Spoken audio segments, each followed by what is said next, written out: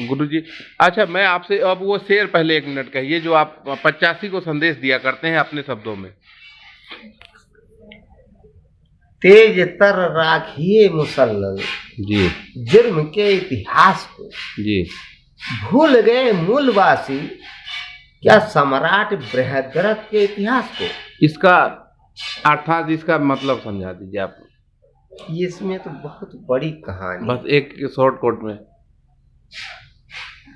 देखिए, जब पुष्यमित्र शुंभ ने जी पुष्यमित्र शुंभ ने 185 ईसा पूर्व में जी सम्राट बृहद्रथ की हत्या जी सैनिक परेड के दौरान निर्मम हत्या कर दिया गया था, जी जिस दिन राज सिंहासन पर बैठा था जी बृहद्रथ, वो जी। दिन सैनिक सलामी के दौरान पुष्यमित्र शुंभ जो उसका जी सेनापति था, जी। उसने हत्या कर दिया था।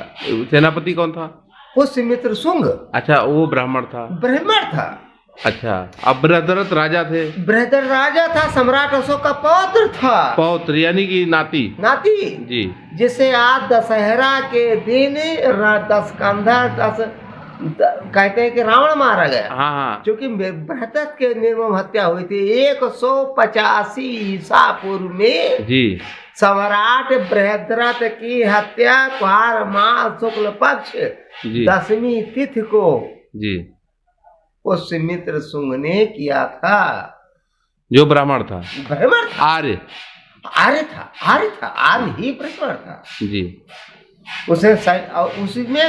उसमें जो है गलती थी जी बृहद्रथ की। गलती क्या थी जी। कि बृहद्रथ और पुष्यमित्र शुंभ एक साथ पढ़े थे। अच्छा, तो जब वो राजा बना तो उसने पुष्यमित्र शुंभ को अपना सेनापति बना लिया विश्वास में, अति विश्वास में। हाँ, लेकिन वो तो था ब्राह्मण, उसने उसके डीएनए में दोष था।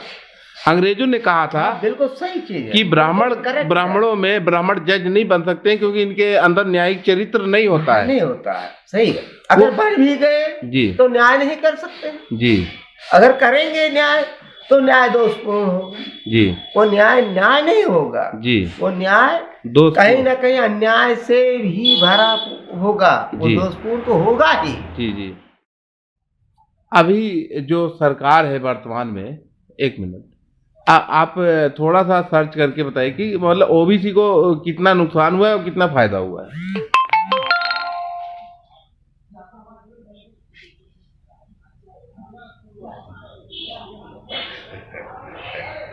हम बड़ा अच्छा आपने सवाल कर दिया है कि जो वर्तमान सरकार है प्रेजेंट टाइम में जी, उससे ओबीसी कितना फायदा कितना नुकसान हुआ जी।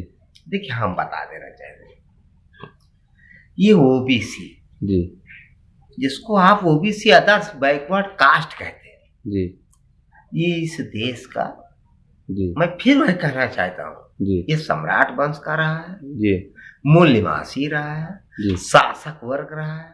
जी।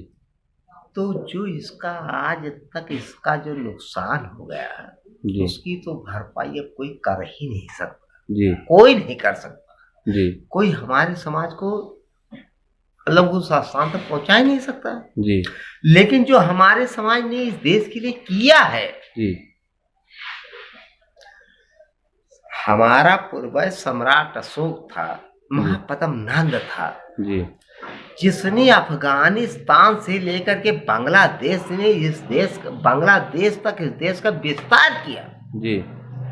हम उस देश के शासक के वंशज हैं, मूल निवासी हैं। जी। तो अब उतना तो कोई नहीं कर सकता है जी, जो हमारे पूर्वज कर गए हैं। जी। लेकिन आज मुझे इस बात का गर्व भी है। जी। मुझे इस बात का गर्व भी है। गर्व है कि शासक मूल निवासी है। हाय लेकिन हमने खोया क्या, पाया क्या? ठीक है, हमने खोया तो बहुत कुछ। जी।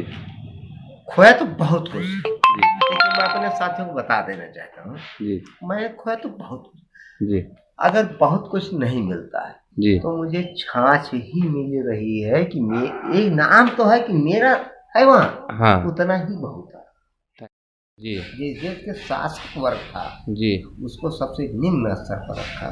जो इस देश का शासक था, हाँ शासक था, मूल निवासी, ऋग्वेद बना करके उसको सबसे निचले पायदान पर उसको कर दिया गया। ऋग्वेद में पुराना ऋग्वेद, सबसे पुराना ऋग्वेद 1500 ईसा पूर्व किया गया था। हाँ, ऋग्वेद में इन सबको हाँ, सबसे नीचे निम्न वर्ग में रख दिया। अच्छा, मुझे ये बात बड़ा, मैं इनके साथ इनसे सबसे बड़ा सपोर्टर हूँ, और पंडित जी मंचों से मुझे कहते हैं कि मेरा अगर सगा कोई भाई है तो विनोद कुमार साहनी मेरा दाहिना अंग है, लेकिन उन्हीं कहने की बात थी, लेकिन जब उन्हीं के लोगों ने जब मुझे निम्न वर्ग के लोग जब मुझे ऐसा संबोधित किया है, मुझे ऐसा संबोधित किया निम्न वर्ग के लोग, तो मुझे लगा कहीं ना कहीं मैं गलत ट्रैक पे हूँ। हाँ सही, ये सत्य था। हाँ सत्य है भी। अब एंड में आप मूल निवासियों को 85% पिछड़े दलित समाज को क्या संदेश देना चाहते हैं?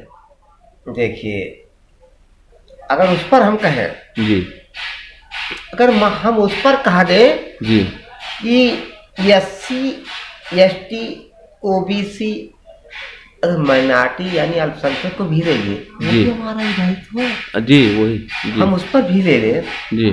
तो बाबा साहब ने जिस समय भारतीय संविधान देश को सौंपा, जी, देश ने भारतीय संविधान अंगीकृत किया, जी, तो बाबा साहब ने कहा था जी, कि मैं अपने समाज के लोगों को यानी SC ST OBC को, माइनॉरिटी को भी जी, मैं वो चीज देने जा रहा हूँ जी, जिसका यह तो सही उपयोग करेंगे। जी,